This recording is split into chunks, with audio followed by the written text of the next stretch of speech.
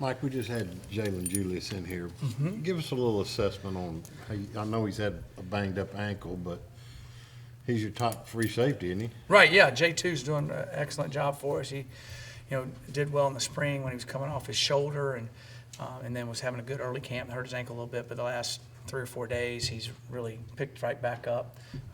Been pleased with J2 and what he's doing back there. And it's a little bit of a new position for him, but he's played corner, nickel, all over the secondary. He's a physical kid, and I'm excited about what he's doing. What made you want to make that move from corner to safety?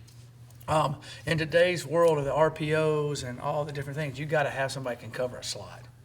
And there's not many true safeties that can cover a slot. And he's physical. I watched the film last year. He had a hurt shoulder in the year, and he's trying to hit people with all he's got. He can cover and do some things. So that allows you to be able to do some more things with your safety and cover responsibilities, because now you really got a corner in there covering. And so I like what he gives us a little bit more flexibility in our defense. Mike, at this point of fall camp and with another scrimmage tomorrow coming up, are you looking for anything tomorrow differently than what you were looking for last weekend? Yes, I am.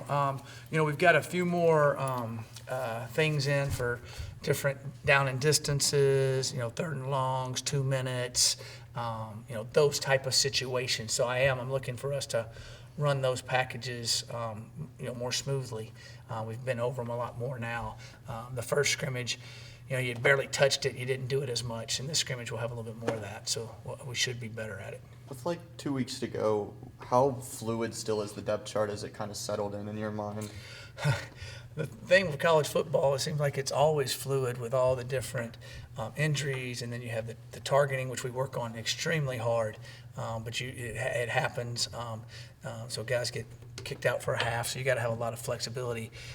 Early in the summer, because we're playing in August. We're not playing in the fall. We're playing in August. We're still playing in the summer. It's extremely hot, so you have to have a lot of guys that can rotate in, really at every position as a game goes along.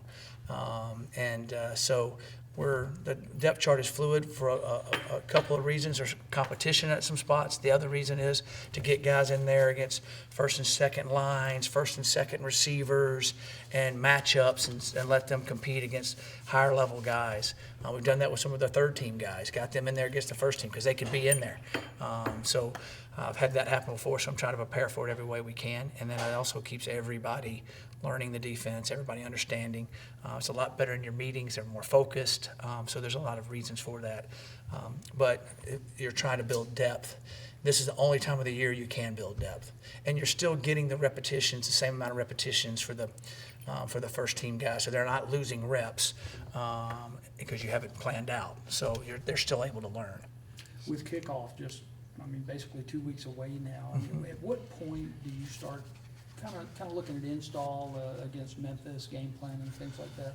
We will, start on it soon. Of course, every team in the country in the summers, you break down the teams you're going to play, especially the first 3 or 4 games, and then you have notebooks on the rest of the games. But teams change a little bit as the season goes along, or they've got new coordinators, they've got new different things, so you're kind of looking at that. So we try to always stay ahead. So we've already looked at Memphis. Norvell is a phenomenal offensive coordinator. So we've looked at some things he does. He's going to have some new wrinkles, of course. I guarantee he's looked at Colorado's defenses from the last couple of years. So we've looked at those too and see, hey, what's similar. So we've studied every way we can. As a coach, you're always kind of thinking, what is the other guy thinking? So we're trying to do all that we can.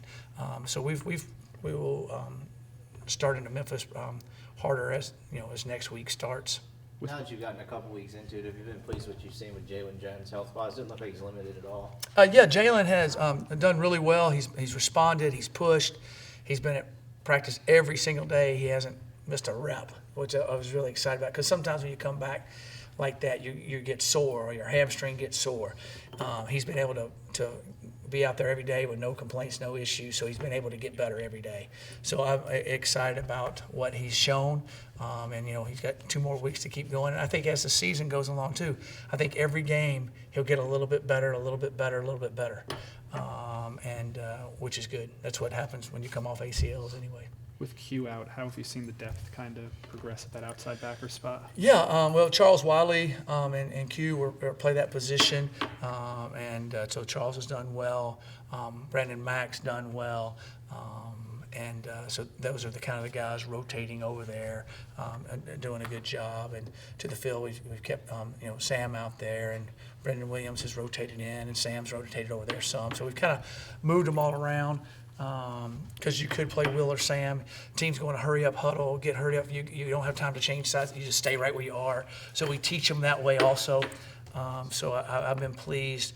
Those guys have held up with the reps and done a good job on that. We don't get to see a lot of just the live your defense against the offense. How competitive is that between the guys, even between you and Rich? It's real competitive with the players out there, and then.